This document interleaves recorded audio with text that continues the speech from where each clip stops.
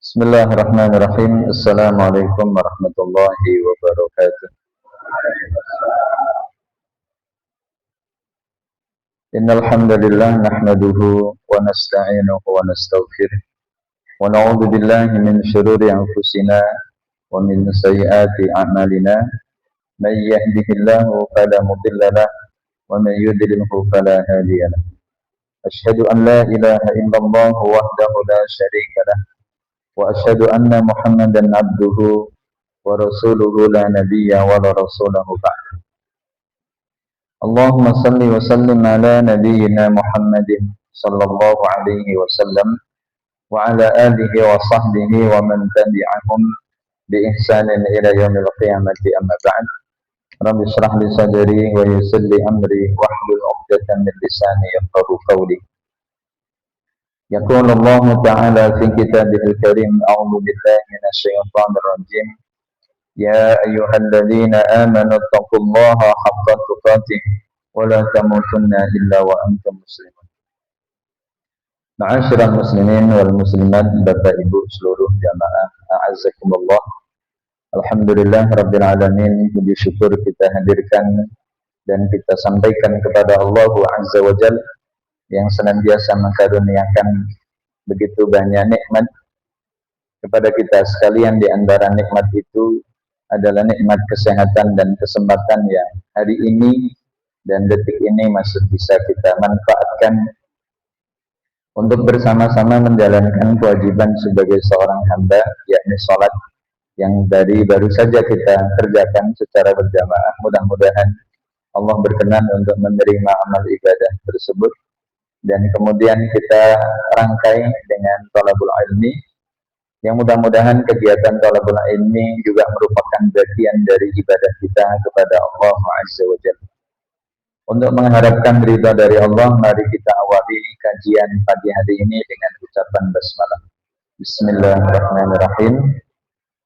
Bila di pertemuan yang lalu kita telah membahas tentang keutamaan yang didapatkan dari ilmu yang kita cari, di antaranya bahwa ia sebagai penuntun dalam kehidupan kita, sehingga ilmu yang kita dapati diibaratkan seperti penunjuk jalan yang mengarahkan kepada jalan yang dikehendaki oleh Allah dan Rasul-Nya.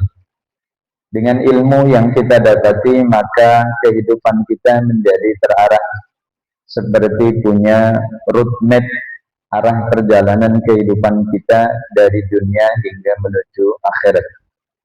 Maka di antara yang kemudian juga kita lanjutkan yang masih berkaitan dengan ilmu itu adalah adabu thalibul ilm. Jadi sebelum kita berbicara tentang tazkiyatun nafs, upaya-upaya apa yang harus kita lakukan untuk menjaga hati agar benteng pertahanan kita yang satu ini, yaitu hati, tidak dikuasai oleh setan, sehingga ada beberapa trik dan kemudian ada beberapa cara yang bisa kita lakukan untuk menjaga hati agar ia tidak dikuasai oleh setan. Namun sebelum itu, Bapak Ibu, perlu kita ketahui dua hal terkait dengan majelis ilmu yang kita selenggarakan. Kita sebagai orang yang menyampaikan ilmu dan juga kita sebagai orang yang mencari ilmu, maka memiliki dua etika ataupun dua adab yang perlu diperhatikan oleh kita masing-masing. Jadi adab mencari ilmu ini bukan hanya saja kepada anak-anak kita yang masih duduk di bangku sekolah, tapi kita yang mencari ilmu secara non formal, kalau boleh dikatakan demikian, pun juga harus tetap menjaga nilai-nilai keadaban di dalam proses thalabul ilmi. Tentu hal yang ingin kita raih dari etika dalam berthalabul ilmi adalah satu, ridhonya guru. Begitu ridhonya guru didapatkan, maka ia akan mendapatkan keberkahan. Sebab karena Allah sudah melihat bagaimana kejuhudan atau kesungguhan dari si talib ataupun orang yang mencari ilmu itu. Pertama, Bapak Ibu, yang bagi li talibil ilmi an ya'lama anna Allah farada alaihi ibadatahu wal ibadah la takunu illa bil ilm. Yang pertama adalah tentang mindset, tentang pola pikir yang semestinya ada di dalam kehidupan setiap insan muslim, bahwa Allah Subhanahu wa ta'ala mewajibkan kepada dirinya untuk melaksanakan ibadah, dan ibadah itu tidak akan bisa lepas ataupun meninggalkan ilmu, sehingga tidak mungkin kita bisa melaksanakan ibadah dengan benar kalau ilmu itu tidak membersamai. Maka ini sesuatu yang mustahil, karena apalagi ini adalah ibadah, bagian dari penghambaan secara total dari seorang hamba kepada Allah, maka juga butuh ilmu, pengetahuan bagaimana caranya supaya ibadah kita ini diterima. Sehingga nanti akan beda kualitas antara mereka yang berilmu dan mereka yang tidak dalam melaksanakan ibadah. Dari hal-hal dasar saja yang kemudian dalam fikih itu dikaitkan dengan syarat sahnya ibadah, contoh seperti istinja dan wudhu.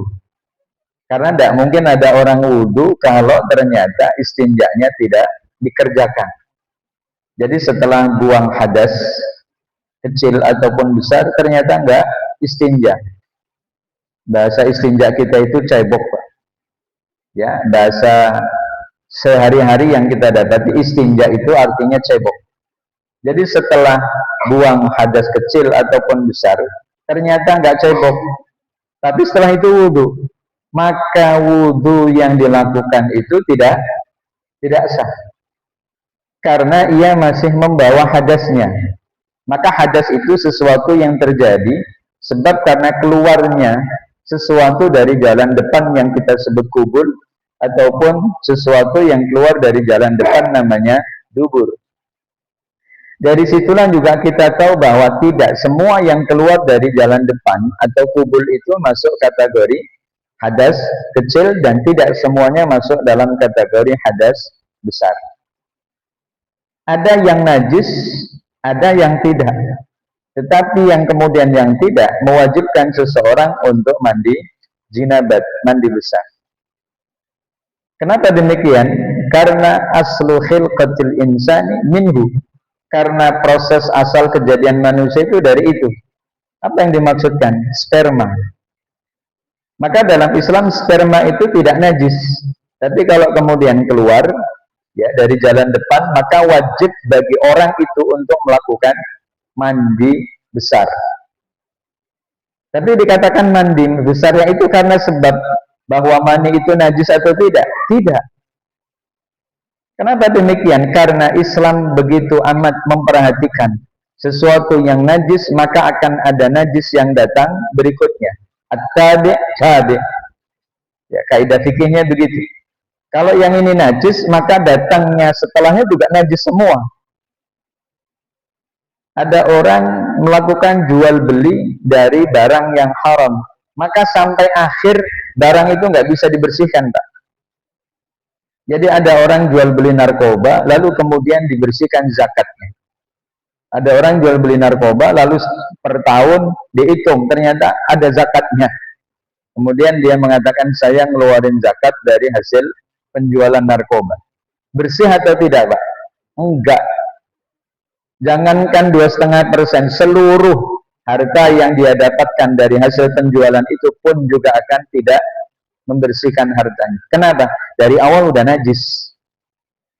Atau dalam konsep Islam, jual beli binatang yang memang sudah secara nas ada di dalam Al-Quran ataupun Sunnah, yang kemudian dagingnya itu tidak boleh dikonsumsi. Yaitu sebut saja misal daging babi.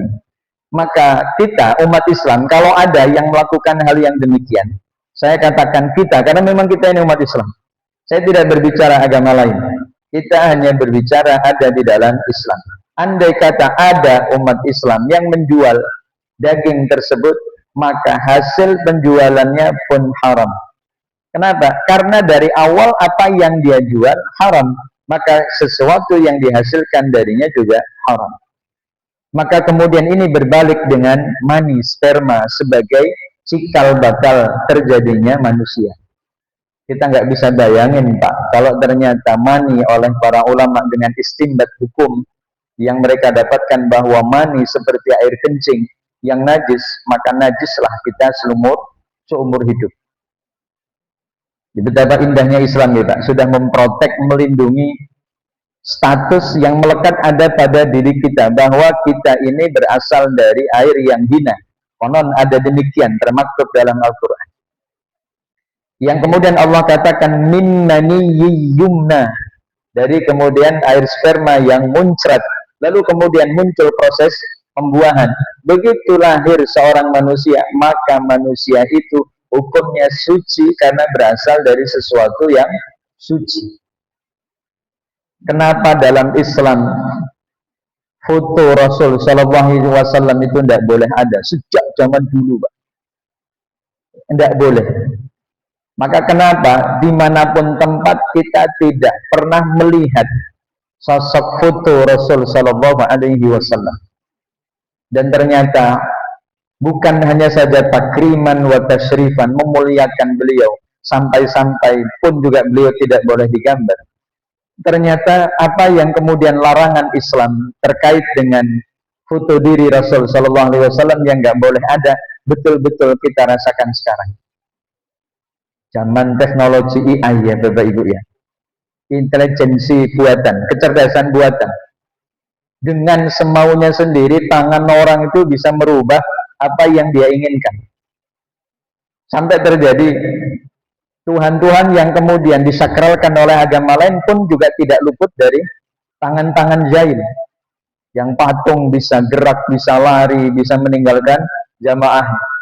Maka kalau kemudian dari dulu Rasul Shallallahu Alaihi Wasallam tidak dilindungi, maka mungkin pun juga beliau tidak akan luput dari tangan-tangan jahil.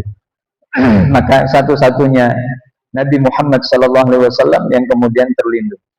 Inilah yang kemudian kita dapati, bahwa karena ibadah butuh ilmu, maka mencari ilmu itu dihukumi wajib berkaitan tentang sesuatu yang langsung dikerjakan oleh si pencarinya. Jadi kalau misal Bapak Ibu, bagaimana cara istinja yang benar, dan itu adalah kaitannya dengan pribadi kita, maka mencari ilmu yang berkaitan dengan istinja wajib hukumnya.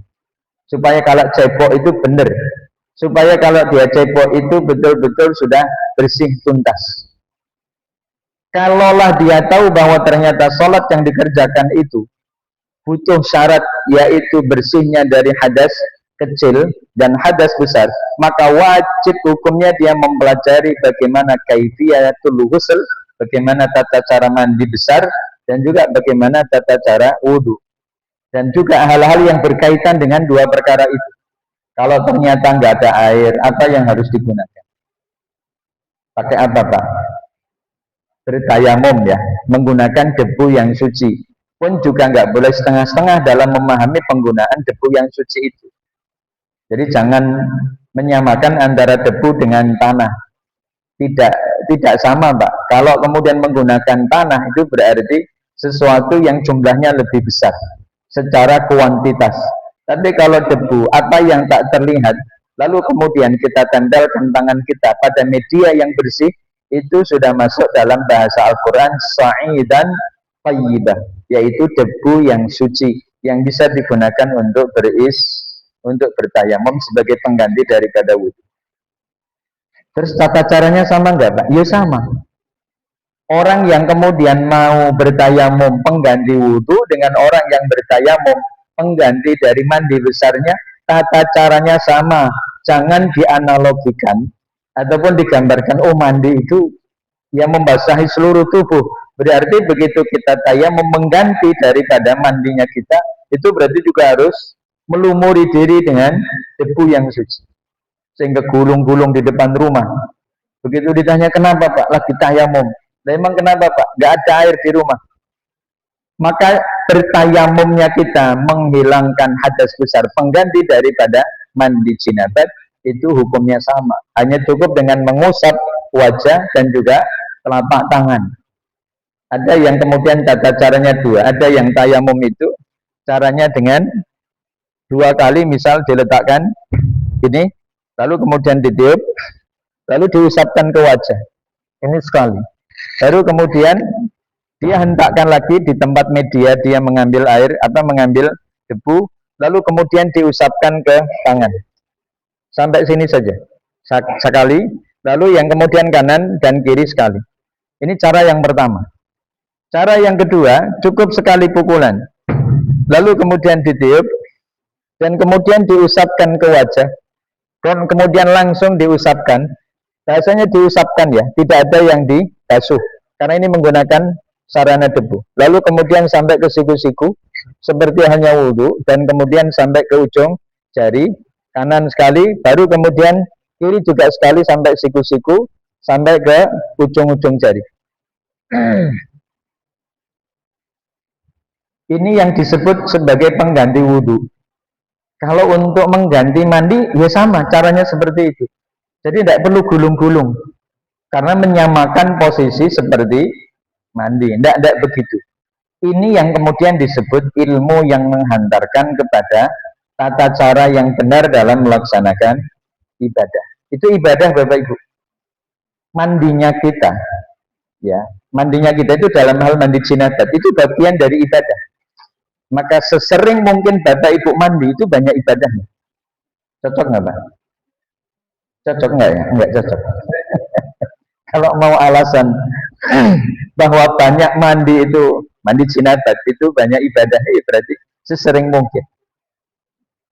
Maka bedanya antara mandi biasa sama mandi jinabat kan terletak dari mananya Pak? Dari niat. Maka sebelum mandi itu kudu niat. Tidak ada niat, tidak ada pembeda antara amaliyah yaumiyah, amalan kebiasaan sehari-hari, dengan ibadah yang kita kerjakan. Maka sebelum mandi itu ada di dalam hati kita bahwa saya niat mandi jinabat karena Allah. Ya dalam hati, karena memang kalau dilapatkan kan tidak mungkin, itu di tempat najis. Jadi jangan melapatkan sesuatu yang baik karena menyebut nama Allah di situ Bapak Ibu. Jadi kalau niat di mana? Huna, di dalam hati saja. Walaupun mungkin kalau kita lafadzkan bunyinya seolah-olah demikian. Nawaitul ghusla li raf'il hadasil akbari fardhalillahi ta'ala. Itu kalau dilafadzkan. Tapi kalau kemudian dalam hati, ya Allah saya niat mandi junub, mandi jinabat karena Engkau ya Allah, bismillah. Itu semuanya diucapkan dalam hati. Nah ini yang kemudian disebut dengan adab sebagai seorang pencari ilmu. Berarti apa Bapak Ibu? Benerin pola pikirnya bahwa saya wajib untuk cari ilmu terkait dengan ibadah yang saya kerjakan. Yang setiap hari kita kerjakan selain istinja, selain wudhu, yang berikutnya adalah sholat. Maka mempelajari ilmu sholat ala konsep yang pernah diucapkan dan dicontohkan oleh Rasul Shallallahu Alaihi Wasallam sebuah kewajiban Pak. Dari mulai awal takbiratul ihram sampai salam, bagaimana sholatnya Rasul. Apakah kemudian selama ini kita sudah memperdalam? Jangan-jangan ilmu sholat yang kita pelajari itu satu belum utuh. Ya belum utuh. Kalau dipelajari sudah, karena lewat guru-guru kita waktu kita masih kecil. Itu juga bagian dari kesanadan. Sanad itu berarti sambung ilmu. Sanad ilmu yang kemudian sudah sampai kepada kita. Jadi jangan dikatakan pula bahwa sholat yang kita kerjakan tidak ada ilmunya, ada. Tetapi dari guru yang pernah mengajarkan kita, baik itu di rumah, di TTA, di surau, ataupun di mana tempat. Hanya tinggal menjadi problemnya adalah apakah dulu yang sudah kita ketahui adalah sesuatu yang sudah cukup. Ternyata kalau kemudian kita pelajari, kita buka-buka kembali buku-buku, kitab-kitab yang berkaitan tentang bagaimana sholat yang benar, itu ternyata banyak hal yang harus kita upgrade. Kalau bahasa upgrade itu diperbarui, tak ditingkatkan. Ada orang beli Innova 2005, di-upgrade, lalu kemudian menjadi Innova Barong 2014. Itu namanya di-upgrade. Nah, gimana Mbak? Di-upgrade-nya langsung ke dealer, berarti refund itu. Ya. Ini yang kemudian kita dapatkan keterkaitan dengan upgrading, peningkatan. Misal, tidak ada salahnya kita baca buku yang secara khusus bahas tentang masalah fikih salat.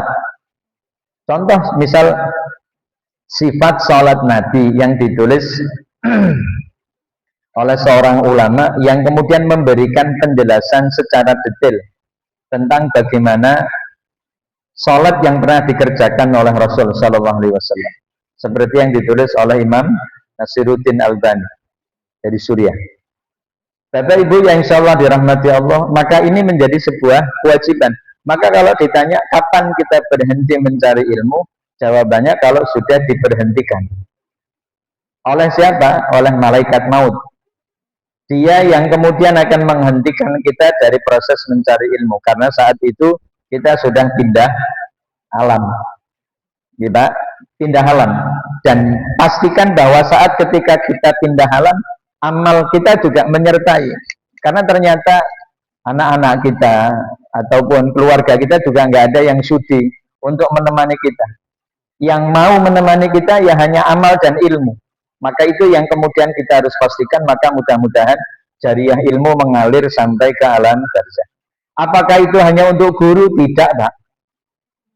Jariah ilmu itu adalah kepada siapa yang mengamalkannya. Jadi orang yang mengamalkan ilmu bukan berarti hanya menyampaikan, tapi apa yang dia tahu dia praktekin. Itu yang kemudian juga disebut dengan jariah ilmu yang akan mengalir kepadanya. Itu pertama, sehingga ada semangat yang terus muncul dan membara di dalam dada bahwa ini kewajiban saya sampai mati. Apa itu? Thalabul ilmi dengan cara yang mungkin berbeda dengan cara yang dulu. Mungkin kalau dulu seperti kita kuliah, waktu kita sekolah, caranya mungkin ya harus tertib, Pak. Berangkat pagi, pulang siang, ya bajunya seragam, pelajaran-pelajarannya sudah ditentukan. Nah kalau gila yang kemudian sekarang ini kita kerjakan, kan pola belajarnya bebas. Ya, tidak ada baju seragam. Ya, yang kemudian kita gunakan saat berangkat ke masjid. Kemudian yang kedua, adab yang kedua adalah wal mu'minu la yuhsinu bihil jahl fatalabahu lil ilmi liyunfi an nafsihil jahla wa liya'budallaha kama amarahu wa laysa kama dahwa nafsuhu. Kemudian yang kedua yang masih ada kaitannya dengan poin yang pertama adalah bahwa kebodohan yang ada pada dirinya itu tidak boleh ada tetap di dalam jiwanya. Karena kalau kebodohan itu ada di dalam jiwanya, maka sulit bagi dirinya untuk menjalankan apa yang menjadi perintah Allah kepada dirinya. Sehingga apa yang dia lakukan itu akan cenderung berdasarkan dengan hawa nafsunya. Misal hawa nafsu yang dimilikinya karena saking semangatnya dalam beribadah, ini juga memicu, Pak. Ada orang yang bersemangat dalam melaksanakan ibadah, tapi dipandu oleh syahwatnya.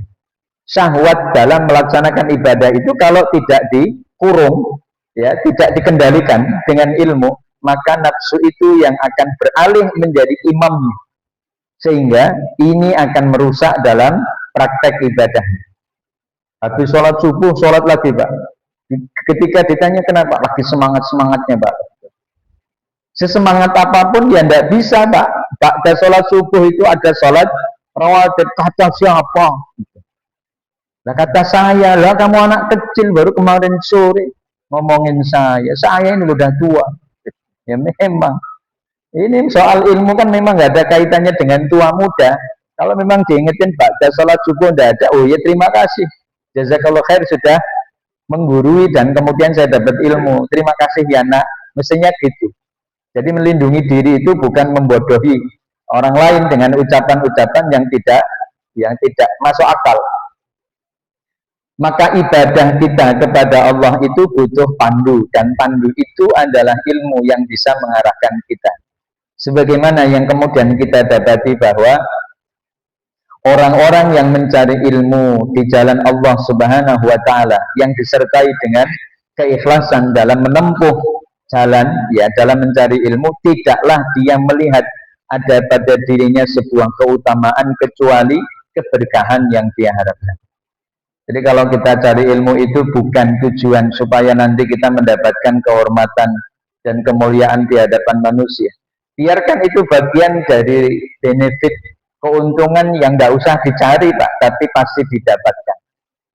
Seperti ada orang bekerja, tujuannya apa? Cari duit nih Pak. Orang bekerja kan cari duit. Tapi begitu itu menjadi tujuan utama, ada satu hal asasi yang bersifat fundamental jadi hilang, yaitu pahala dari niat yang dia niatkan untuk beribadah kepada Allah. Jadi ini beda kualitas antara orang mukmin yang bekerja dengan orang kafir yang bekerja. Mestinya punya motif yang berbeda, Pak. Punya sesuatu yang berbeda, bahwa kita yang mukmin mencari rezeki itu tujuannya adalah untuk menggapai ridha Allah. Tujuannya untuk mengharapkan ridhonya. Kalau toh nanti pada akhirnya dapat uang yang digunakan untuk menguatkan ekonomi keluarga, itu bagian dari keuntungan yang secara materi ada secara zahir. Sebab musabab yang lahir, kalau ada orang kerja, ya semestinya dapat, walaupun ini bukan jaminan. Karena ada orang kerja juga kadang-kadang nggak dapat hasil. Tapi memang ada proteksi diri bahwa kamu harus berusaha. Tidak mungkin bahwa emas, permata, intan, mutiara yang ingin kau impikan untuk didapatkan, lalu tiba-tiba wujud hadir ada di hadapanmu. Hadirkan apa yang kau inginkan dengan cara usaha. Maka tidak mungkin kita jadi tahu kalau kita nggak belajar. Kenapa Pak nggak mau cari ilmu? Ya nanti kan tahu-tahu Allah ilhamkan saya untuk banyak tahu. Jadi ngapain saya harus belajar capek-capek? Justru orang yang mencari ilmu itu identik dengan kepayahan. Bapak Ibu harus duduk 1 jam sampai waktu syuruk, harus kemudian berjuang dengan punggungnya, gitu nggih, Bapak Ibu. Punggungnya baik-baik saja? Oh tidak, pasti panas itu. Kecuali yang bersandar di dinding masing-masing. Kalau yang di tengah ini pasti berjuang itu bagaimana mempertahankan punggungnya. Iya betul Pak. Itu yang namanya kesulitan dalam mencari ilmu yang saat ini kita rasakan. Dan kesulitan akan ada pada level yang berbeda. Kemudian berikutnya tentang adab yang berkaitan tentang cari ilmu itu seyogyanya. Ini mungkin bagi mereka yang 100% waktu yang dimilikinya untuk mencari ilmu. Bahwa bagian dari etika yang sesungguhnya mestinya ia lakukan adalah an yastanibal asbaba asyafilah anit tahsil illa sababan la budda minhu lil hajah. Pada dasarnya Pak, orang yang mencari ilmu itu harus memfokuskan diri dan waktu yang dimilikinya untuk itu. Maka banyak orang yang, ini kalau kita berkaitan dengan dunia perkuliahan, terutama yang S1 mungkin ya, yang S1 itu kebanyakan di antara mereka nggak mau kerja. Ya karena memang sudah ada perjanjian ya dengan orang tuanya, bahwa orang tuanya juga menginginkan selama kamu kuliah nggak usah kerja, fokus saja kepada kuliahmu agar tidak berantakan, agar bisa selesai tepat waktu. Hukum asal ngomong gitu Pak.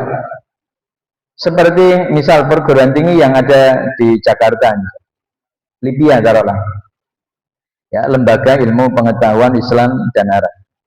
Itu universitas cabang dari Jamiatul Imam Muhammad Ibn Saud, lalu buka cabang di Jakarta. Sudah lama Pak, itu dari tahun 80. Jadi kalau sekarang sudah berapa tahun itu? 47 ya, 46 tahun ada di Indonesia. Dan itu memberikan beasiswa gratis kepada mahasiswanya. Tapi siapa yang mau kuliah di situ ya harus tabarruk, lidirasah. Harus betul-betul mau meluangkan waktunya, nggak boleh nyambi. Terutama dari mulai pagi sampai siang. Dari jam 7 sampai jam 12 misal. Kalau dia nyambi-nyambi, hari ini kerja, besok kuliah, hari ini kerja, nggak jadi. Jadi menuntut dari Senin sampai Jumat untuk kuliah, habis itu terserah. Apakah dia mau privat, dia mau ngajar, dia mau ngimam, itu hak dia. Kapan waktunya? Setelah kuliah. Tapi waktu yang ditentukan itu adalah sesuatu yang harus disepakati dan diikuti oleh orang yang belajar. Dan itu bagian dari etika, manut. Kalau memang tidak mau ikut aturan, ya berarti di situ ia harus keluar. Karena aturannya adalah kamu fokus kuliah, karena memang saya, ibaratnya kalau kampus itu bilang, semua sudah tak cukupi, biaya kuliah tak gratiskan, buku tak kasih, asrama tak sediain, uang makan sudah tak kasih, apalagi yang kamu butuhkan. Bulanan tak kasih Pak gitu. Ya antara 100 sampai 200 real misalnya. Tapi kalau kemudian itu aja nggak cukup, ya silahkan cari waktunya, tapi nanti Pak ada dirasa setelah kamu selesai belajar. Tetapi kalau ternyata ini ada sebab yang memang bersifat daruri untuk menunaikan hajatnya, maka diperbolehkan. Sehingga ada sistem perkuliahan di tempat kita. Ini kalau kita ambil judul lain atau contoh lain. Yang kuliahnya itu extension, kuliah di malam hari, khusus untuk kelas karyawan. Ini yang biasanya untuk kuliah-kuliah yang umum Pak, yang ekonomi ataupun yang lain, itu biasanya kampus ada yang menyediakan kelas malam. Itu biasanya dilaksanakan di akhir pekan, khusus untuk para karyawan, walaupun juga biayanya tinggi. Tapi kalau ternyata nyambi-nyambi, ya diperbolehkan, tapi karena hajat. Toh juga di lapangan banyak kasus bagaimana mahasiswa yang belajar itu juga tidak dalam keadaan baik-baik saja ekonominya. Dia sambil bekerja nih Pak, kerja serabutan. Yang penting dapat duit yang halal sebelum dia berangkat kuliah atau setelah dia kuliah. Entah kalau sekarang itu mungkin dia nge-grab ataupun ngojek, ojol gitu ya. Yang penting ada pendapatan. Karena Pak, dia membiayai kuliahnya sendiri. Tapi karena ada waktu fleksibilitas yang dia gunakan, itu dia manfaatkan untuk membagi waktu. Kapan waktunya untuk belajar, kapan waktunya untuk cari uang. Dan itu boleh. Itu boleh Pak, tidak ada larangan lah. Kalau dilarang ya tentu harus ada solusinya. Kamu kuliah aja. Nah, terus gimana Pak? Saya yang nanggung. Oh, berarti boleh. Tapi kalau kemudian jangan, biar kamu fokus kepada kuliahmu. Nah, terus gimana Pak kuliahnya? Ya nggak tahu. Pokoknya saya ngelarang aja. Kita ini bukan orang tuanya, kita ini bukan siapa-siapa, tapi hanya punya simpati, nggak punya empati. Simpati supaya kamu bisa kuliah tepat waktu, tapi kemudian tidak punya empati. Apa tindakan untuk bisa memberikan advice? Kalau kita sudah ngasih nasihat, maka kita yang tanggung jawab. Maka dalam dunia pesantren itu ada kaidah campuran antara bahasa Indonesia sama bahasa Arab. Man lahu usul, falahu mas'ul. Siapa yang dia punya usul, maka dia yang tanggung jawab. Man lahu usul, falahu mas'ul. Mas'ulnya bahasa Arab, usul bahasa Indonesia. Tapi kayak Arab-Araban. Man lahu usul, falahu mas'ul. Baik, Bapak Ibu, yang perlu kita perhatikan bahwa ilmu tidak akan memberimu sebagian sampai kamu bisa memberikan seluruhnya kepadanya. Artinya kalau kita setengah-setengah dalam mencari ilmu, ya dia juga akan ngasihnya setengah-setengah. Ini proses yang bisa kita contohkan adalah anak-anak yang kemudian ngapal Quran. Kalau dia setengah-setengah memberikan waktunya untuk ngapal Quran, dijamin nggak akan kelar Pak. Proses untuk dia ngapal Quran. Kawannya ada yang cepat bisa setahun selesai, setahun setengah. Ini yang sudah 4 tahun, 5 tahun nggak kelar-kelar. Sebab karena ia tidak fokus dengan apa yang dia sedang kerjakan, yaitu ngapal Quran. Karena ada kaidah yang mengatakan begitu. Alla ilmu la yu'tika ba'dahu hatta tu'tiyahu kadzalik. Kalau kamu setengah-setengah, ya ilmunya yang setengah-setengah kamu dapetin. Kalau sudah setengah-setengah berarti apa Pak? Nanggung. Ngapal Quran selesai 30 juz enggak, tapi ditanya pernah ngapal. Pernah Pak? Pernah hafal enggak? Hilang. Karena ilmu itu kalau sudah dihafal harus direview, dimurojaah Pak. Maka beratnya orang hafal Quran itu bukan hanya saja dari prosesnya. Jadi tidak benar kalau orang hafal Quran itu gampang Pak. Ngapalnya itu sulit, menjaganya lebih sulit. Kenapa? Karena Al-Quran yang dihafalkan itu 30 juz nggak boleh salah. Kalau kita ngapal teks bahasa Indonesia, ada yang selip satu, yang tadinya ada dan, lalu ternyata dannya nggak ada, nggak dosa Pak. Karena itu bukan kalamullah. Tapi kalau kalamullah yang dibaca lalu dia hafalkan dan ternyata lewat, kalau itu disengaja maka ini dosa. Kalau enggak, ini berarti kebaifan diri yang semestinya itu ditutupi dengan harus banyak murojaah. Maka kalau orang yang hafid Quran itu ditanya apa Pak pekerjaannya, dia akan jawab pekerjaan saya murojaah Pak. Ya, walaupun mungkin beliau dosen, beliau dokter, beliau apa profesinya, tapi ternyata backgroundnya adalah seorang hafid yang hafid 30 juz, maka beliau mengatakan kerjaan saya murojaah Pak, tiap hari Pak. ya, sambil nunggu pasien beliau murojaah, atau di mana tempat itu beliau murojaah, misal samcing sambil mancing dia murojaah, ya samcing itu sambil mancing murojaah, ya, samsak ya, sambil masak murojaah. Kalau ibu-ibu yang punya hafalan Al-Quran, ini memberikan apa? Memberikan sebuah komitmen diri bahwa kalau mau belajar tidak boleh setengah-setengah, supaya dapatnya maksimal. Kemudian Bapak Ibu, adab yang ketiga atau yang keempat, seyogyanya bagi kita yang mencari ilmu adalah mendahulukan diri untuk mensucikan jiwa. Jiwa kita dibersihkan dulu dari kotoran-kotoran akhlak dan kemudian sifat-sifat tercela. Kenapa? Karena ilmu itu ibadahnya hati. Ilmu itu ibadahnya hati, dan kemudian wassalatu sirri wa qurbatul batin ilallah. Dan salat yang secara sembunyi-sembunyi dilakukan oleh hati, dan kemudian kedekatan secara batin kepada Allah. Jadi nopo Bapak Ibu, bahwa ilmu yang kita cari itu satu, jadi ibadahnya hati. Maka begitu kita sekarang ini sedang berthalabul ilmi, ini ibadah hati yang sedang bekerja. Lalu kemudian juga tak diibaratkan ilmu yang kita cari itu seperti kita melaksanakan sholat secara sir. Sir itu berarti yang tidak terdengar oleh orang lain pada waktu sholat zuhur, asar, kemudian maghrib pada rakaat ketiga, isya rakaat 3 dan 4. Itu namanya sir. Seperti ibadah yang kemudian tidak mengeluarkan suara, senyap. Jadi ini ibadah senyap yang dilakukan oleh hati ketika ia sedang mencari ilmu. Maka bersihkan hati dari perkara-perkara yang akan mengotorinya, atau yang sudah terlanjur dikotori dengan perbuatan-perbuatan buruk. Akhlak yang rendah itu seperti misal terbiasa mengucapkan kalimat-kalimat yang kotor, maka perlu di-cleansing, perlu dibersihkan dulu. Maka biasanya secara bersamaan Pak, sehingga kadang-kadang ada orang yang bilang, kenapa hari ini kok belum begini, belum begitu dalam mengamalkan syariat. Jawabannya, hati saya Pak yang saya lagi bersihkan dulu.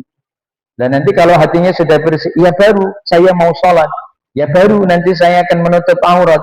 Maka nggak begitu. Bagaimana kita sedang menjalankan syariat bisa melakukan dua-duanya. Maka kalau ada orang, kapan Pak sholatnya? Nanti kalau saya sudah nggak dosa lagi. Pertanyaannya lah, sampai kapan? Lawang tiap hari kita ini berdosa, tiap hari ini kita melakukan maksiat. Lalu kemudian kalau kita mau jadi kayak malaikat, ya nggak bakal jadi Pak, nggak bakal benar. Maka upaya kita membersihkan dan memperbaiki diri itu dengan ibadah, maka ibadah yang akan menghantarkan kita. Supaya apa? Supaya cara itu adalah cara yang paling mudah kita gunakan untuk membersihkan dan menjaga hati.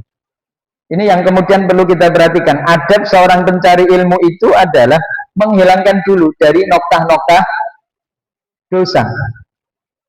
Maka kalau dia masih memiliki sifat ujub, sombong yang ada di dalam dirinya, lalu kemudian tidak mau punya sifat tamalluk. Tamalluk itu berarti sifat untuk bisa cari perhatian dari gurunya. Ternyata dia cuek. Itu juga bagian dari akhlak yang buruk Pak. Ada guru yang sedang nyuci motor. Ini kalau di pesantren Pak, ada guru yang sedang sibuk lagi nyuci motornya. Ada murid santri yang nanya, Ustadz lagi ngapain? Lagi nyuci motor. Oh iya, Afwan, lewat ya Ustadz. Gitu. Kok nggak ada tindakan untuk tanda kutip nih Pak, cari muka. Ustadz, udah biar anak aja. Anak aja yang nyuci motor. Ustadz istirahat. Karena Ustadz tadi udah lelah ngajar, maka Ustadz istirahat biar motor antum anak yang nyuci. Itu bagian dari adab mencari ilmu yang kemudian seperti yang dikatakan oleh Ibnu Abbas radhiyallahu anhu. Itu bagian dari etika Pak. Kan banyak santri kita ini yang cuek. Dari awal begitu turun dari masjid celinguk cari sendal Pak. Ustadz cari apa? Cari duit kan nggak mungkin. Cari sendal nak. Afan, anak duluan ya Ustadz. Ya Allah, santrinya duluan, gurunya bingung cari sendalnya, tidak dibantu dicariin. Kan itu sebetulnya kesempatan untuk cari perhatian, Pak. Kenapa murid itu wajib cari perhatian dari gurunya? Kan itu bagian dari nilai-nilai keadaban yang juga pernah ditulis oleh Al-Imam Al-Mawardi dalam buku beliau Adabud Dunya Waddin. Di antara buku yang beliau tulis itu babnya menjelaskan tentang bahwa orang yang mencari ilmu itu semestinya ada sifat tamalluk. Jadi cari muka itu sesuatu yang tercela, Pak, di dalam Islam, kecuali dalam mencari ilmu itu dianjurkan. Maka kalau ada karyawan cari muka kepada pimpinannya, itu sesuatu yang dilarang, karena akan melahirkan orang-orang yang penjilat, ya, yang pada akhirnya nanti akan menghalalkan segala cara untuk menempuh tujuan yang diinginkan. Itu namanya menjilat, tamalluk dalam Islam.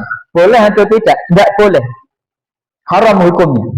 Tapi kalau kemudian dalam mencari ilmu, murid wajib malah hukumnya untuk mencari perhatian dari gurunya. Apa alasannya, Pak? Untuk mendapatkan keridhaan dan perhatian dari guru. Maka guru mendoakan, ya Allah, mudah-mudahan si santri itu mendapatkan ilmu yang berkah. Kalau ilmunya dah berkah, Pak, walaupun ilmu yang didapatkan sedikit tapi bermanfaat. Maka indikator ilmu yang berkah itu apa yang kita tahu, kita amalkan, itu berkah namanya, Pak. Tapi kalau kemudian kita hanya sekedar tahu tapi malas mengamalkannya, ini ada pertanyaan, jangan-jangan ilmu yang saya dapatkan tidak berkah. Maka berkah itu penting sebagaimana kita mencari rezeki yang di dalamnya ada nilai keberkahan. Maka tanamkan dalam jiwa bahwa saya mencari ilmu juga merupakan bagian dari ibadah hati. Maka kalau kita sudah tahu ilmunya, maka kita akan memiliki sifat tawadhu, rendah hati. Terus kemudian memiliki sifat afaf. Afaf itu berarti sifat yang lebih mudah untuk memaafkan kesalahan orang lain, tidak menjadi pendendam, Pak. Bagaimana seorang kakek yang memendam kebencian dan balas dendam terhadap masa lalunya itu setelah 40 tahun kemudian. Dan baru cucu dari orang yang mendapatkan balas dendam itu yang merasakannya. Dulu ada konflik dengan kakeknya, lalu ternyata cucunya yang kena. Begitu ditangkap polisi, motifnya apa? Balas dendam. Yang kita tidak habis pikir bagaimana sang kakek itu memelihara dendamnya selama kurang lebih 40 tahun. Astagfirullah. Jadi hatinya saat itu sudah kelam, hitam, Pak, dengan dendam, kesumat yang tersimpan ada di dalam dirinya. Padahal orang mukmin itu tidak begitu. Kalau memang ada salah yang ada dan dilakukan oleh orang lain, maka jadikan itu sebagai barteran atas kesalahan yang sudah kita lakukan. Orang saya juga pernah salah kok. Kan kadang-kadang kita ini ego, Pak. Orang lain salah seolah-olah kita ini paling benar. Sehingga ketika kita memberikan maaf itu sulitnya minta ampun. Padahal kalau kita berkaca kepada diri sendiri pun juga ternyata kita ini banyak salahnya. Maka ketika Rasulullah mengatakan al-mu'minu mir'atu akhihil mu'min, mukmin itu tak diibaratkan seperti mirror, seperti kaca untuk saudara mukmin lainnya. Apa penjelasannya, Pak?